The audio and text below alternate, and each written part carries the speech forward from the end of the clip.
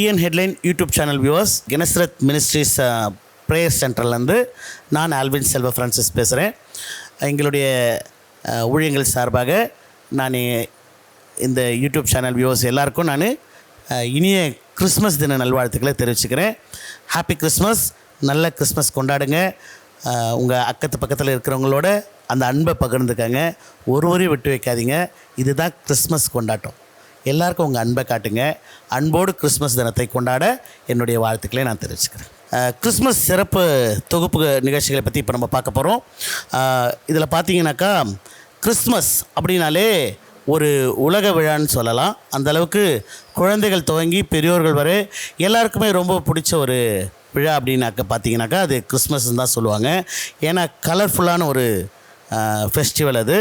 அதில் பார்த்தீங்கன்னாக்கா Santa Claus வருவார், ஸ்டார்ஸ் இருக்கும், கலர்ஃபுல் லைட்ஸ் இருக்கும், கிறிஸ்மஸ் ட்ரீ இருக்கும், கேக்ஸ் இருக்கும், கேரல்ஸ் இருக்கும். இப்படி ரொம்ப மகிழ்ச்சி நிறைந்த ஒரு பண்டிகை. இந்த மகிழ்ச்சி நிறைந்த பண்டிகை ஏன் கொண்டாடுறாங்க அதை பற்றின ஒரு சிறப்பு தொகுப்பை நம்ம இப்போ பார்க்க போகிறோம். அந்த சிறப்பு தொகுப்பை பார்க்குறதுக்கு முன்னாடி அந்த கிறிஸ்துவை புகழ்ந்து நம்ம ஒரு சில வார்த்தைகளை நம்ம பாட போகிறோம். பயமில்லையே பயமில்லையே பயமில்லையே என் கர்த்தர் ஆதரவாய் இருப்பதனால். பயமில்லையே பயமில்லையே பயமில்லையே என் கர்த்தர் ஆதரவாய் இருப்பதனால். கேடகம் நீ, மகிமையும் நீ, நான் பெற்ற சிறந்த கைமாறு நீ. அஞ்சிட மாட்டேன் என்னுடன் நீ இருப்பதனால் தலை நிமிரசே. பயமில்லையே பயமில்லையே பயமில்லையே என் கர்த்தர் ஆதரவாய் இருப்பதனால். பயமில்லையே எதிர்கால பயமில்லையே என் கர்த்தர் ஆதரவாய் இருப்பதனால். என் கீதமும் ஆடி என் ரட்சிப்பும் ஆடி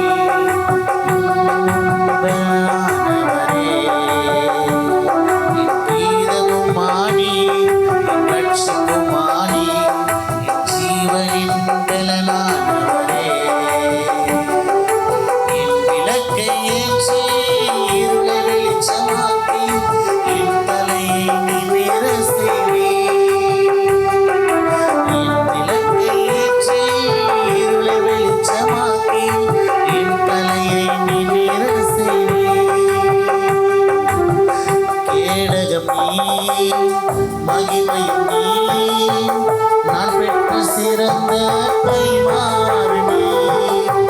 அஞ்சிட மாட்டேன் என்னுடன் நீ இருப்பதனால் தலை நிமிர செய்வேன். பயமில்லையே பயமில்லையே பயமில்லையே என் கர்த்தர் ஆதரவாய் இருப்பதனால். பயமில்லையே எதிர்கால பயமில்லையே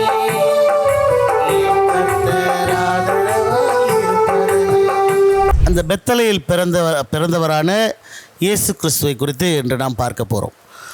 4000 வருடங்களுக்கு முன்பாகவே மேசியா வரப்போகிறார் என்று தீர்க்க தரிசனங்கள் வேதாகமத்தில் எல்லா இடத்துலையும் நம்ம பார்க்கலாம். அந்த 4000 வருடங்களுக்கு முன்பாகவே சொல்லப்பட்ட அந்த தீர்க்க தரிசனங்கள் நிறைவேறினதா என்றால் ஆம், நிறைவேறினது. இயேசு கிறிஸ்து மனு உருவம் கொண்டு இந்த பூமியில் பிறந்தார். அவர் இந்த பூமியில் எதற்காக வந்தார் என்றால் அவர் உரைத்தபடியே நான் வருவேன் என்று சொன்ன அந்த வாக்கின்படியே அவர் வந்தார். அவர் மேசியாவாக இந்த பூமியில் வந்தார். ஆதியாகமம் 3:15 சொல்லுகிறபடி அவர் சாத்தானின் தலையை நசுக்க வந்தார். ஆதியாகமம் 49:10 சொல்லுகிறபடி சமாதான கர்த்தர் வருவார் என்று கூறினபடியே அவர் வந்தார். என்னாகமம் 24:17 சொன்னபடி யாக்கோபிலிருந்து ஒரு நட்சத்திரம் உதித்து வரும் என்று சொன்னபடி அவர் உதித்து வந்தார். ஏசாயா 7:14 சொல்லபடி கன்னியின் வயிற்றிலிருந்து பிறப்பார் என்று சொன்னபடியே அவர் கன்னியின் வயிற்றிலிருந்து அவர் பிறந்து வந்தார்.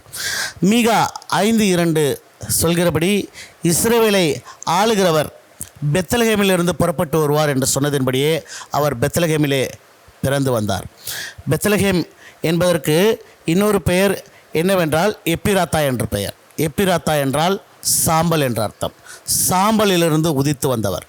சாம்பலிலிருந்து உதித்து வந்து எல்லாமே முடிந்து போனது என்கிற நிலைதான் சாம்பல் என்ற நிலை என்று நாம் காண்கிறோம். அந்த சாம்பலிலிருந்து உதித்து வந்தவர் தான் கர்த்தராகிய இயேசு கிறிஸ்து. எல்லாம் முடிந்து போன நிலையில் மக்கள் இருந்தபொழுது இல்லை இது முடிவல்ல என்று சொல்லி அந்த முடிவிற்கு ஆரம்பத்தை கொடுத்து அவர் இரண்டாம் ஆதாமாக இந்த பூமியிலே வந்தார். முந்தின ஆதாம் பாவம் செய்து விழுந்தான். இரண்டாம் ஆதாம் நம் பாவங்களையெல்லாம் நமக்கு மன்னித்து நம்மை ரட்சித்து நமக்கு புது வாழ்வு தந்து நம்மை பிதாவினிடத்தில் கொண்டு சேர்க்கிற ஒரு பரலோகத்தின் வழியை நமக்கு திறப்பதற்காக அவர் மனு உருவு கொண்டு இந்த பூமியில் வந்தார். அவர் நமக்காகவே நம்முடைய பாவங்களிலிருந்து நம்மை மீட்பதற்காக நம்முடைய பாடுகளை சுமந்து நம்முடைய சாபங்களை ஏற்று நம்முடைய மீறுதல்களை எல்லாம் அவர் சுமந்து நம்முடைய அக்கிரமங்களை எல்லாவற்றையும் அவர் தம்மீது ஏற்றுக்கொண்டு அவர் ஜீவாதார பலியாக அவர் சிலுவையில் அவர் நமக்காக தொங்கினார். அவர் மனு உருவு கொண்டு வந்த அந்த நாளை தான் நாம் இங்கு கிறிஸ்மஸ் தினமாக கொண்டாடுகிறோம். சரி, கிறிஸ்மஸுடைய சிறப்பை நம்ம பார்க்கணும்னா இந்த கிறிஸ்மஸ் பற்றின வரலாறு, கிரைஸ்ட் மாஸ் என்று சொல்வோம். கிரைஸ்ட் மாஸ் என்கிற வார்த்தை தான் பின்னாளில் மருவி கிறிஸ்துமஸ் என்று ஆனது. இந்த கிறிஸ்மஸ்னாலே எல்லாருக்குமே மிகவும் பிடித்த ஒரு விழா என்பது நம்ம எல்லோருக்கும் தெரியும். அந்த கிறிஸ்மஸ் பார்த்திங்கனாக்கா உலகம் முழுவதும் கொண்டாடப்படுது. எல்லோரும் சிறியவர்கள் தொடங்கி வயதானவர்கள் வரை அந்த கிறிஸ்மஸ் மாதம் என்றாலே ஒரு மகிழ்ச்சியை பார்க்கலாம். எங்கே பார்த்தாலும் ஸ்டார்ஸ் இருக்கும், கலர்ஃபுல் லைட்ஸ் இருக்கும். அது மட்டும் இல்லாமல் பார்த்திங்கனாக்கா கிறிஸ்மஸ் ட்ரீ இருக்கும், கேரல் ரவுண்ட்ஸ் இருக்கும். அது மட்டும் இல்லாமல் எங்கேயுமே எல்லா வீட்லேயும் பார்த்திங்கன்னா மகிழ்ச்சி இருக்கும். எல்லோரும் புது புது துணிங்க ஆடைங்களை எடுத்து போட்டு அந்த மகிழ்ச்சியில் அந்த குளிர்ந்த அந்த மாதத்தில் மகிழ்ச்சியோடு அவர்கள் சபைகளுக்கு ஒன்று கூடி செல்வதும் ஆண்டவரை ஆராதிக்கிறதும் ஆண்டவரோட பிறப்பை எல்லாருக்கும் சொல்கிறதும் ரொம்ப ஒரு மகிழ்ச்சிக்குரிய ஒரு விஷயமா இருக்குது. சரி, இந்த மாதிரியான மத சடங்காச்சாரங்கள் கூட சொல்லலாம். நம்ம இதெல்லாம் வந்து எந்தெந்த காலகட்டத்தில் தொடங்கி இப்போ வரையும் இருக்குது அப்படிங்கிறத நம்ம பார்க்கலாம். கிறிஸ்து பிறப்பு விருந்து என்பது தான் பின்னாட்களில் கிறிஸ்மஸ் விழாவாக மருவி வந்தது. கிபி 432 வருஷம் பார்த்திங்கனாக்கா எகிப்து தேசத்திலே துவங்கியிருந்த கிறிஸ்து பிறப்பு விருந்து என்பது பின்னாட்களில் கிபி 6ஆம் நூற்றாண்டில் இங்கிலாந்து அதை ஏற்றுக்கொண்டு அதை மிகவும் சிறப்பாக்கினார்கள். அதன் பின்பு கிபி 8ஆம் நூற்றாண்டிலே ஸ்காண்டினேவியா என்கிற நாடு இந்த கிறிஸ்து பிறப்பு விருந்தை கிறிஸ்மஸ் விழாவாக உலகம் முழுவதும் அவர்கள் கொண்டு சென்றார்கள். அது மட்டும் இல்லாமல் முதல் கிறிஸ்மஸ் சாங் எல்லாமே நம்ம பாடியிருக்கோம், தெரியும் உங்களுக்கு. இப்போ நான் பாடினது கூட ஒரு கிறிஸ்மஸ் சாங் தான். அதுபோல் ஒரு ஃபெமிலியரான கிறிஸ்மஸ் சாங் இருக்குது. அதாவது ஜீசஸ் ரெஃப்ளூசிட் ஓம்னியம் அப்படின்னு ஒரு சாங் இருக்குது. இந்த சாங் பார்த்தீங்கன்னாக்கா இதற்கு முன்பாகவே கிபி 3ஆம் நூற்றாண்டில் பாப்பிராஸ் என்றவங்க அசெஞ்சஸ் சாங் அப்படின்னு ஒரு சாங்கை அவங்க முதலாவது பாடினாங்க. அதன் பிறகு கிபி 4ஆம் நூற்றாண்டில் செயின்ட் ஹிலாரின்றவங்க அவங்க ஒரு செயின்ட் ஹிலாரி ஆஃப் பொயட்டியர் அப்படின்னு சொல்லுவாங்க. அவங்க தான் இந்த ஜீசஸ் ரெஃப்ளூசிட் ஓம்னியம் என்ற சாங்கை அவங்க மிக பிரபலமான அந்த பாட்டை அவர்கள் பாடினாங்க. அது மட்டும் இல்லாமல் கிறிஸ்மஸ்க்காக முதல் விடுமுறை விட்ட நாடு எதுன்னு பார்த்தீங்கன்னாக்கா அலபாமான்ற நாடு தான் முதலாக கிறிஸ்மஸ்க்காக லீவ் விட்டாங்க, அரசு விடுமுறை அறிவித்தாங்க. சரி, கிறிஸ்மஸை முதலாக கொண்டாடின நாடு எது அப்படின்னு பார்த்தீங்கன்னாக்கா ரோம் தான். ரோம் வந்து கிபி 336ஆம் நூற்றாண்டில் முதலாக கிறிஸ்மஸ் தினத்தை அவர்கள் கொண்டாடின ஒரு நாடாக இருக்கிறாங்க. அந்த அந்த அந்த நேரத்தில் அரசராக இருந்தவர் யாருன்னு பார்த்தீங்கன்னாக்கா கான்ஸ்டான்டினோபிள், ரோமானிய பேரரசரான கான்ஸ்டான்டினோபிள் அவர் அரசராக இருந்தார். அவர் இந்த கிறிஸ்மஸ் தினத்தை கிபி 336ஆம் நூற்றாண்டில் அதை அவர் கடைபிடித்தார். சரி, கிறிஸ்மஸ் குடில் நீங்கள் பார்த்துருப்பீங்க.